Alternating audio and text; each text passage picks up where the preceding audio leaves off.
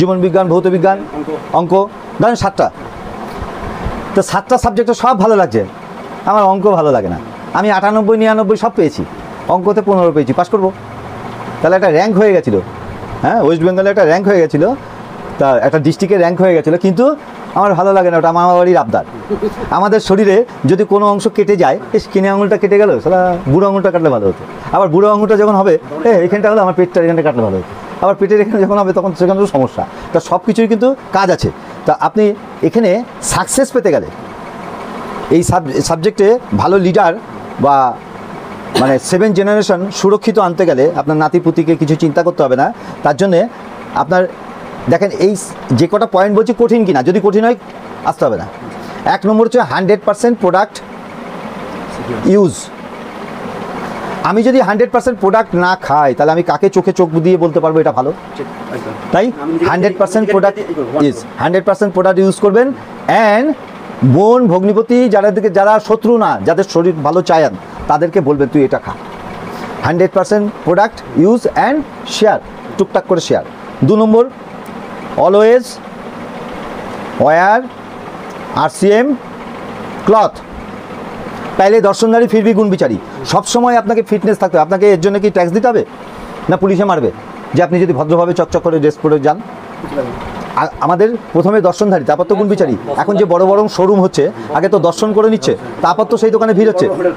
হ্যাঁ, তাহলে আপনাকে দেখে যদি অভক্তি লাগে, আপনি দেখেন এতগুলো সংস্থার, মানে এত প্রোডাক্টের, যেখানে গ্রিনডিশ ওয়ার্ল্ডের নাম উঠে গেছে, যেখানে এত প্রোডাক্টের আপনি ডিস্ট্রিবিউটার, মানে কোম্পানির 45%-এর মালিকানাধীন, রং থেকে শুরু করে, ফুড সাপ্লিমেন্ট থেকে শুরু করে, কসমেটিক্স থেকে শুরু করে, হাউস হোল্ডার থেকে শুরু করে, ইলেকট্রনিক্স দ্রব্য থেকে শুরু করে, সমস্ত কিছুর আপনি 45%-এর মালিকানাধীন, কিন্তু আপনি যাচ্ছেন কত ভিখারির মতো। গার্মেন্টসের মালিকানাধীন, আপনি কি করছেন? ভিখারির মতো যাচ্ছেন। তাহলে আপনাকে দেখে কেউ ভক্তি আসবে? যদি উকালতি করতে হয়, উকিলের ড্রেস পরতে হবে আগে। যদি একটা ভালো স্কুলে পড়াশোনা করাতে হয় বাচ্চাকে, তো আগে ড্রেসটাকে বানাতে হবে, নাহলে স্কুলের চান্সই নেই। তাই আমাদের এখানে অলওয়েজ ফিটফাট RCM ক্লথ, পাইলেই তো RCM ক্লথ। 3 নম্বর পয়েন্ট, আমি তো এটা যদি মহাত্মা গান্ধী কাপড় না পরতো, তাহলে কেউ স্বদেশী আন্দোলনে লিপ্ত হতো? যদি টাই কোট স্যুট পরে বলতো? আচ্ছা, 3 number point, make a name list. যদি ভালো লেগে থাকে আমার কথা, সাবজেক্টটা যদি ভালো লাগে, মেক এ নেম লিস্ট, নাম লিস্ট করেন যে এই সাবজেক্টটা ওই অমুকের ছেলে বেকার, অমুকের ছেলে পড়াশোনা শিখে বসে আছে, অমুকের মেয়েটা পড়াশোনায়, এদেরকে একটু লিস্ট করি। এদেরকে লিস্ট করে সময় সুযোগ বুঝে ওদের কাছে একটা মোকা খুঁজে গিয়ে বসতে হবে। এছাড়া ট্রেনে বাসে আসতে গিয়ে, যেমন এই আসতে গিয়ে এক ডাক্তারি প্রফেশনাল রয়েছে, ডাক্তার, এবং ওই DIB অফিসার ছিল, রিটায়ার্ড হয়ে গেছে, এখন ডাক্তারি করে, ওই BMS ডাক্তার, মানে পক ডাক্তার। তা উনি নিজে যেচেই আমার সঙ্গে পরিচয় করলো আসার পথে। উনি সাইকেল নিয়ে আসছিল, আমি অটো ধরবার জন্য আসছিলাম হরিহরপাড়া থেকে। কোথায় এসছেন, কী বৃত্তান্ত, কী করেন, তা আমি সব বলে দিলাম। তো মমতাদিকে ফোন নাম্বার দিলাম, আমার ফোন নাম্বার দিয়ে দিলাম, মমতাদির ফোন নাম্বার দিয়ে দিলাম। এবার উনি যদি ইন্টারেস্ট থাকে, একটু বসে, আপনি তো ডাক্তারি প্রফেশনে আছেন, আপনার এই এলাকায় টিপু সুলতান, তারপর হচ্ছে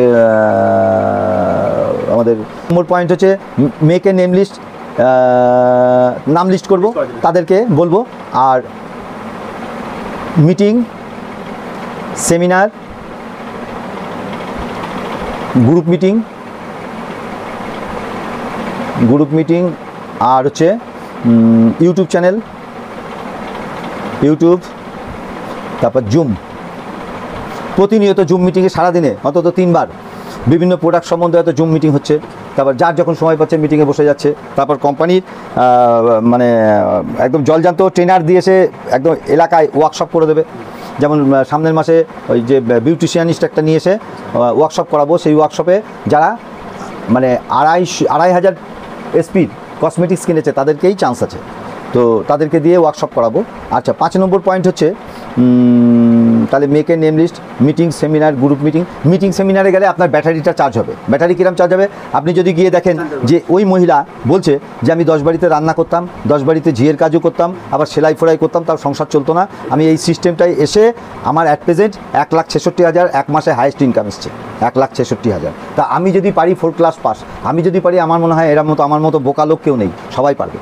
তাহলে এই জিনিসটা আপনি যদি চোখের সামনে দেখেন, আপনার ভেতরে ব্যাটারি চার্জ হবে। আপনি 30 বছর ধরে যে কাজটা করছেন, কিরম হেডেকের কাজ বলেন তো? ওর ল্যাপস হয়ে গেছে, ও পেট আপ করতে চায়, তারপর ও মরে গেছে, ওর অ্যাক্সিডেন্ট হয়েছে, খালি চিঠি চাপাটি হ্যাড্ডা ব্যাড্ডা এইসব করতে করতে আপনার জান কয়লা। মানে নতুন কেসের থেকে আপনার ওই হাবি জাবি অ্যাকশন বেড়ে যাচ্ছে, তাই না? আচ্ছা, আপনার সবসময় টেনশন, সবসময় কাজ, এই দাদা এই টেনশন করতে করতে মরেছে, আমার বাবা টেনশন করতে করতে মরেছে। এলআইসি টেনশন ঘুচাবে তো নিজের টেনশনও বেড়ে যায়।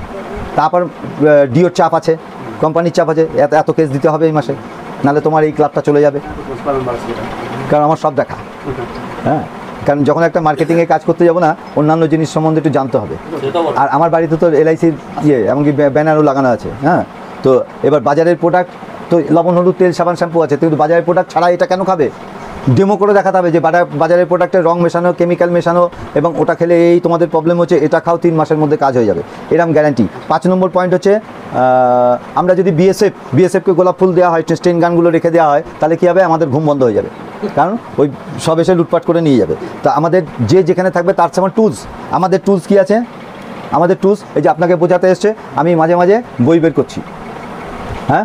আচ্ছা, অ্যান্ড্রয়েড ফোনে আপনার অ্যাপসটা লোড করতে বললাম, ইউটিউব চ্যানেল দেখতে বললাম, তাহলে এইটা হচ্ছে টুলস। মেন টুলস হচ্ছে মোবাইল ফোন, অ্যান্ড্রয়েড ফোন।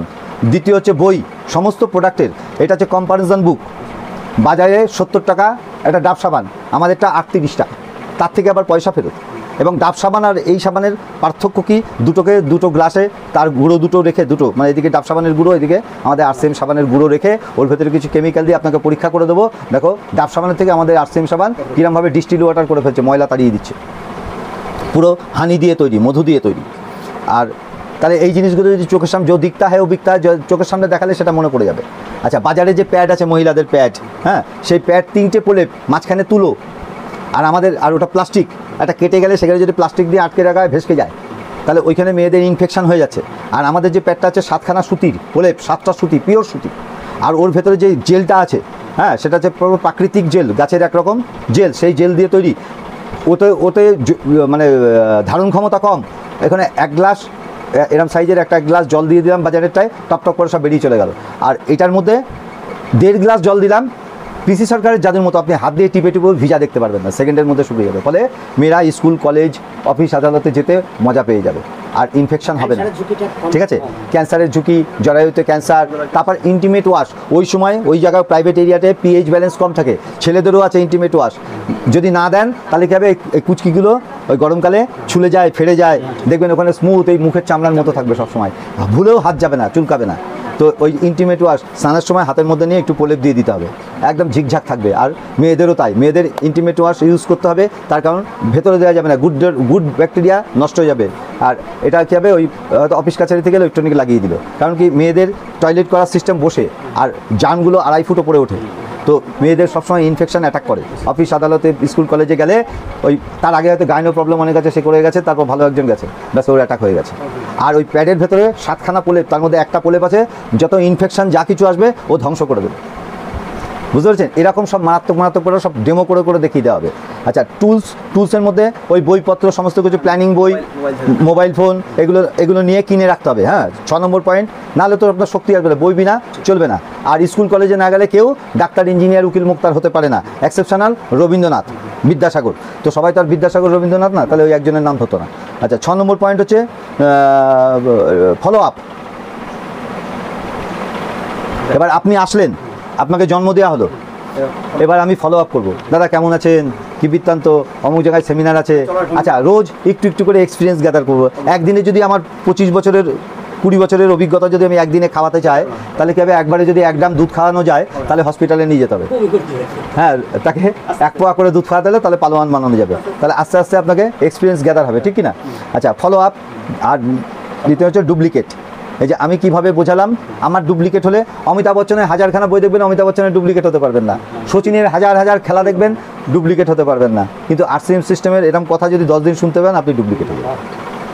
তাহলে ডুপ্লিকেট হলে ব্যাস কমপ্লিট। আমার ডুপ্লিকেট হলে টেকনিক্যাল অ্যাচিভার, বিসি ছাবড়ার ডুপ্লিকেট হলে আপনি একদম স্বর্গের সিঁড়ি।